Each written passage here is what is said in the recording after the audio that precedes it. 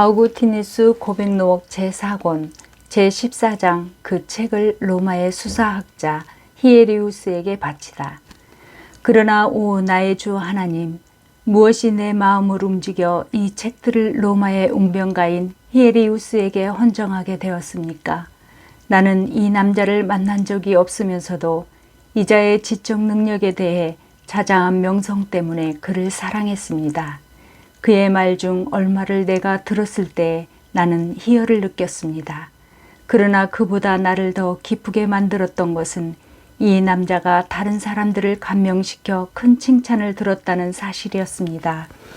이자는 시리아 출신으로 처음에는 그리스어로 웅변을 배웠다가 나중에는 탁월한 라틴어 웅변가가 되었을 뿐 아니라 철학에 있어서도 박식하여 사람들을 놀라게 만들었습니다.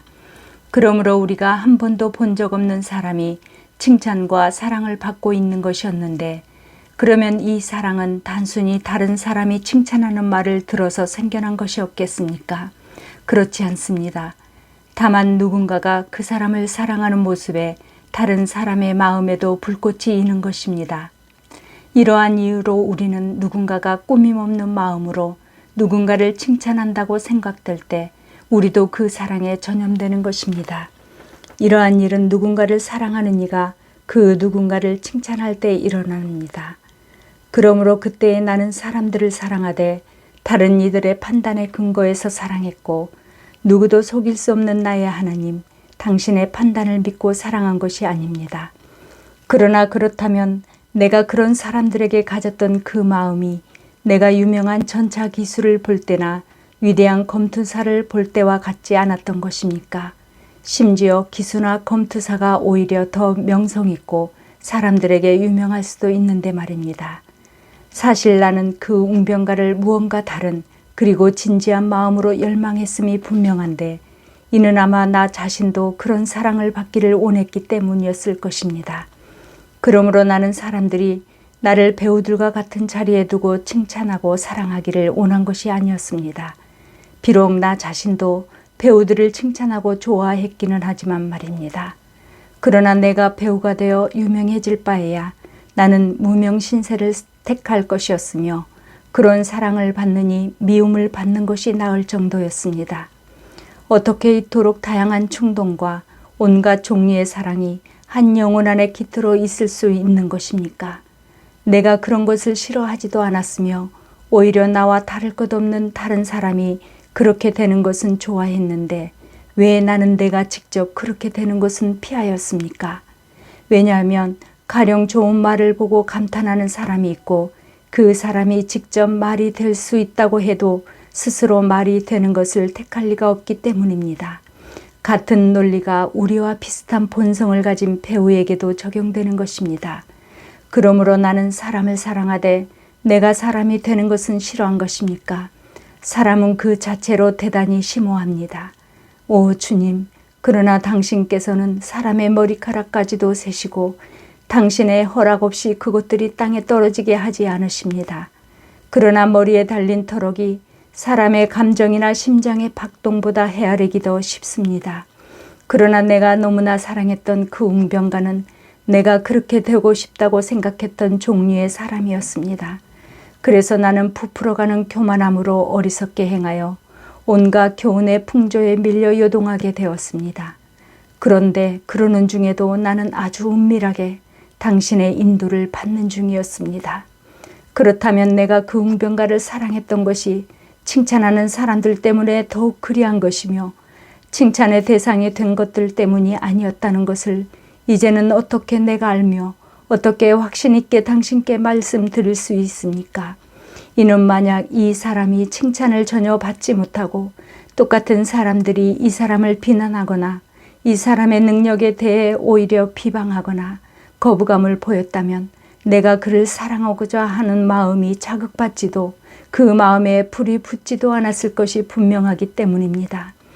그때에도 이 사람의 능력은 전혀 다를 것 없었을 것인데 이 사람은 여전히 같은 사람일 것이기 때문입니다.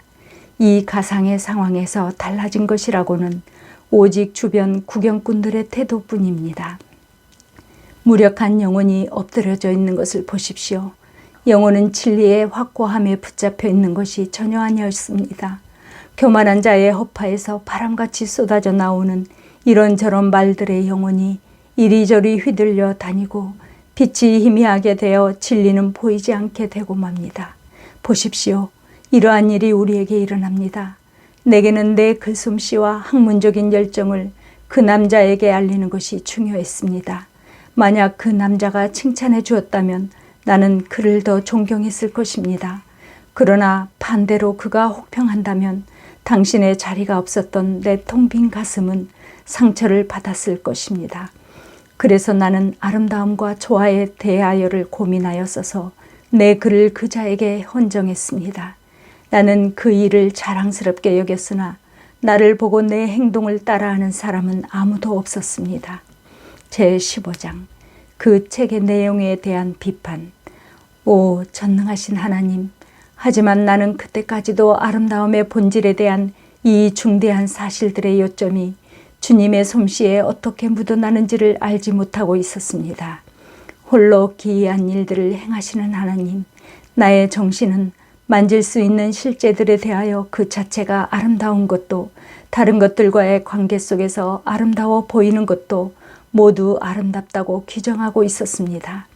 나는 실제 하는 사물들을 통해 이 주장의 근거를 댔습니다. 그리고 나서 나는 정신의 본질에 집중하기 시작했습니다. 그러나 영적인 것들에 대해 내가 가지고 있었던 잘못된 생각들 때문에 나는 진리를 찾을 수 없었습니다. 여전히 진리 자체의 힘은 내 눈에서 어른거렸지만 나는 육체로 만질 수 없는 것들에게서 내 영혼을 억지로 돌려 직선과 색채, 토형 같은 것들에 집중했습니다. 이러한 것들을 정신 안에서 볼 수 없었으므로 나는 내가 내 정신을 바라볼 수 없구나 라고 생각했습니다. 또한 내가 덕 속에 있는 평화를 사랑했고 부덕 안에 내포된 불화를 미워했으므로 나는 덕에서는 하나됨을, 부덕에서는 분열을 발견해냈습니다. 나는 그 하나됨은 이성적인 영혼과 진리의 본질과 지극히 높은 선으로 이루어져 있다고 생각했으며, 반대로 분열은 일종의 비이성적인 삶과 어떤 종류의 절대적인 악의 산물로 구성되어 있다고 생각했습니다. 이러한 절대적인 악은 어떤 실체일 수도 본질일 수도 있으나 어쨌든 이런 것들은 나의 하나님이시며 만유의 주이신 당신에게서 나오는 것은 아닙니다. 나는 전자를 단일자라고 불렀는데 이는 이것이 어떠한 영혼이되 성별은 없기 때문이었으며, 후자를 중첩자라고 불렀는데 이것은 분노와 폭력적인 행동과 극악무도함과 탐욕 안에서 모습을 드러내는 것이라고 했습니다. 그러나 나는 책을 쓰면서 내가 무슨 말을 하고 있는지를 알지 못했습니다. 이는 내가 악은 결코 실체가 아니며 우리의 영혼은 최고선도 불변의 선도아니라는 사실을 이해하지도 그렇게 배우지도 않았기 때문이었습니다. 영혼의 정서가 타락하여 거침없고 반항적으로 활동하게 된다면 폭력적 행동이 생겨나며 육적 욕망을 돋우는 영혼의 정념이 제약을 풀고 날뛸 때 육적 타락이 생겨나는 것처럼 이와 똑같은 방식으로 오류와 거짓된 생각들은 이성적인 영혼이라도 타락시켜 삶을 더럽히고 말 것입니다. 바로 이러한 상태가 나의 상태였는데 나는 왜 영혼이 어떤 빛을 받아 밝혀져야 할지를 알지 못하고 있었습니다. 내 영혼은 이 빛을 받아 빛으로 화할 수는 없지만 적어도 빛의 전달자는 되어야만 했는데 말입니다. 주께서 나의 등불을 켜시며 여호와 내 하나님이 내 흑암을 밝히시리이다. 우리가 다 그의 충만한 데서 받으니 참빛 곧 세상에 와서 각 사람에게 비추는 빛이 있었나니 그는 변함도 없으시고 회전하는 그림자도 없으시니라. 그러나 나는 당신께로 나아가고 있었으며 동시에 당신에게서 밀쳐지고 있었습니다. 그래서 나는 죽음의 냄새를 맡았으며 이는 당신께서 교만한 자를 물리치시기 때문이었습니다. 그때 내가 본질적으로 주님과 같은 자로 스스로를 여겼던 기이한 광기보다 더 큰 교만함이 있을 수 있겠습니까? 나는 불변하는 존재가 아니었습니다. 이 점은 지혜로워지겠다는 내 욕망에 비추어 봐도 명백했는데 이는 내가 어리석은 데서 지혜로운 자로 변할 수 있다고 여겼기 때문입니다. 그래서 나는 멋대로 생각하기를 하나님도 변하신다고 생각했는데 이는 내가 하나님과 같지 않다고 생각하기는 싫었기 때문입니다. 이것 때문에 나는 주님에게서 쫓겨났습니다. 당신은 내 공허한 교만함을 거부하셨습니다. 나는 끊임없이 어떤 물리적 형상을 상상했으며 내 자신이 육신에 매여 있었기 때문에 나는 육체를 탓했습니다. 가고 다시 돌아오지 못하는 바람이었기에 나는 당신께로 돌아가지 못하고 당신에게도 내 안에도 육체 안에도 존재하지 않는 것들을 찾아 이리저리 헤매었습니다. 이러한 환상들은 주님의 진리를 따라 나를 위해 창조된 것이 아니요 감각적인 신호들의 헛되이 속은 내가 만들어낸 것이었습니다. 나는 그때 내가 나도 모르는 사이에 거리를 두고 지내던 주변 백성들인 주님의 신실한 자녀들에게 천박하고 어리석은 질문을 하고는 했습니다.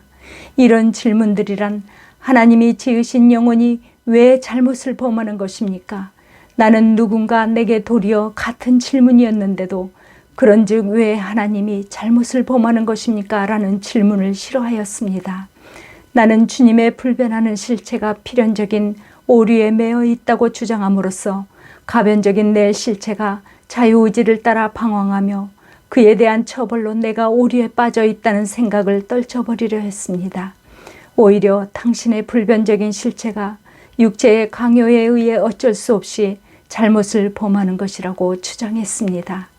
내 귀에 쟁쟁거리는 감각적인 허상들을 생각하고 분석하며 이 책을 쓰는 것은 내가 대략 27 되었을 때였습니다. 오 달콤한 진리이신 주님, 나는 아름다움과 조화를 생각하며 귀를 기울여 주님의 내면의 노랫소리를 들었습니다. 나는 진리이신 주님 곁에 머물며 주님의 목소리를 듣고 싶었습니다. 나는 신랑의 목소리를 듣는 기쁨을 원했습니다. 그러나 나는 내게 가득했던 오류의 소음들 때문에 또한 내 교만함의 무게 때문에 오히려 점점 더 깊은 곳으로 가라앉고 있었습니다. 아직 당신께서는 내가 즐겁고 기쁜 소리를 듣게 하지 않으셨으며 내 뼈가 아직 꺾이지 않아 즐거워하도록 내버려 두지 않으셨습니다. 오늘의 기도. 그렇습니다. 저희가 이 세상 풍조에 이끌려 사는 일들이 부끄러움인 줄 몰랐습니다. 심지어 유명인들의 명성과 여러 사람들에게 추앙받는 것을 부끄러워하기까지 했습니다. 사실 이런 것들은 이 생의 자랑이니 아버지께로 쫓아온 것이 아니었습니다. 이런 것들은 세상으로부터 온 것이었습니다. 주님을 사랑해야 할 같은 마음 안에 이런 사랑이 일어날 수 있다는 사실만으로도 인간은 이해하기 쉽지 않습니다. 이미 주신 은혜가 아니면 사랑할 수 없는 저희에게 주님을 사랑할 수 있게 해 주십시오. 주님의 명령도 주님이 원하시는 삶도 은혜 아니면 살 수 없습니다. 주 예수 그리스도의 이름으로 기도하옵나이다. 아멘.